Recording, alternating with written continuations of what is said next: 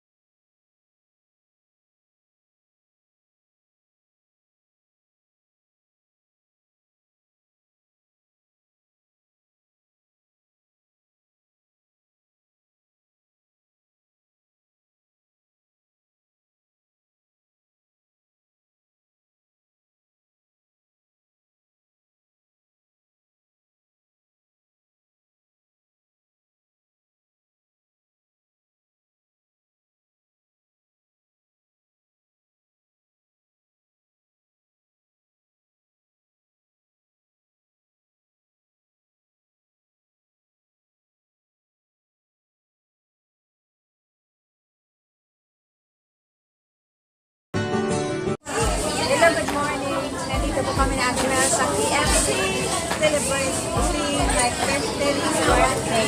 Sagot ni Ate Mel to. Ito yung mga regalo niya sa akin, no? Di ba, bongga?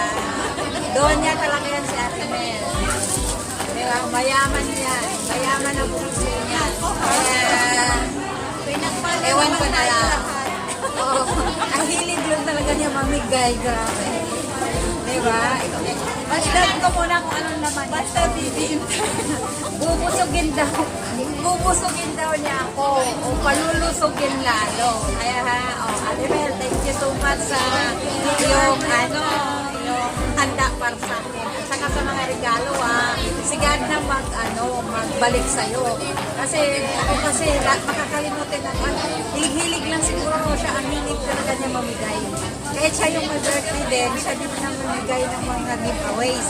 So ngayon, ako naman ay birthday ko, treat na niya ako. Ito yung food namin. So take a look sa food namin. Ay, hindi ko makita. Ito. Yan, kain lang kami. Basta wag lang kami magpagkakasa ng gusto. Ikaw naman tayo. Ito yung Sunday special sa kanya dahil matagal na kasama namin sa church ng STBC Church. So, we thank the Lord for the life of Sister Bridget. Very prayerful na kasama ko sa prayer warrior. I thank God sa life niya dahil marami rin siyang natutulungan. Gusto rin siyang matulungin. So, we thank the Lord for this gift na ipinigay niya sa amin. So, we thank you, Lord, for everything that you have done. And happy birthday. Thank you, Ate Mel. Lahat niya to pala. Pinasalamatan ko si God. Dahil nagkaroon ako ng friend na binigay niya sa akin na ganyan. Yayamanin. Kaya lahat niya pasasalamat. Babalik ko. Kay God. Kain mo na kami. Okay, talaga naman si Ate Mel talaga. Hello, ito yung birthday cake. Birthday cake na sagot ni Ate Mel. Ay, mukhang ang yummy niya. Okay, let's try it. Okay. So, thank the Lord. To God be the glory. Everything I give back the honor and glory to our loving God. Amen. Tingnan ko sa'yo. Ang paano ko gagawing album yung ano. Sige. Okay. Picture natin ako.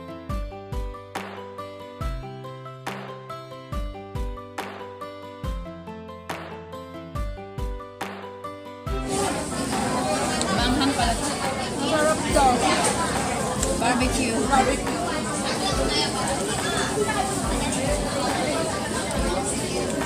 Kasi hindi ko nakakayanin kasi mag-devotion ka pa, di ba? Tapos mag-pray ka pa doon, tapos gigising ka. Hindi na kaya talaga tayo. Ay, ang sarap. Cheese pala. Masabi kaya. Doon sa may ID kasi ako dyan na kung sana ang Teka lang nga. Pipicturean ko. Kasi meron akong painggitin. Hindi niyo pala ako pinano ng cake. Ito, may cake. ilagay mo sa Kaya ano lang, te. Okay lang yan. ito maganda siya.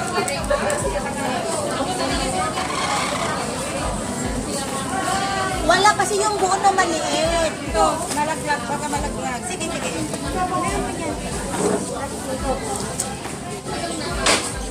This is the brand. Biruin mo ito, ang sahod mo, 5,000. Ako nga, ilang taon na. 4, 6, 30. Basta si Lord ang pinagsasabihan ko. Lord, maraming salamat. Diba? Ang dami ko ng blessing dahil kahit na ako, natanggal ako, nilagay pala niya ako sa matanda. Kasi doon, puso ba na matanda na parang nag-ano. Eh doon, ayun lang. Pero, ayun na, pero okay lang. Kaya ganyan na, yung bang maging ma-enjoy mo ba yung life while you are still alive, and then yung tama naman yun, sabi nga nila na hindi mo madadala ang mga lahat, pero at least you have to enjoy na, di ba? Na-enjoy mo na, and then kung pupunta ka na sa heaven, na ibang steps ng buhay mo na doon, ganon. Kasi marami nagsasabi, kasi ako mahilig sa alahas. Sabi nila, ate, bili ka ng bili ng alahas. Parang sino makinabang? Hindi, ako, enjoyin ko muna. Anong problema nila? Oo. Sabi kong ganun, ang dami kong mga pamangkin. Sino ba naman sila para hindi ko sila mahalin sa... silang makinabang talaga. May marami nagsasabi sa akin.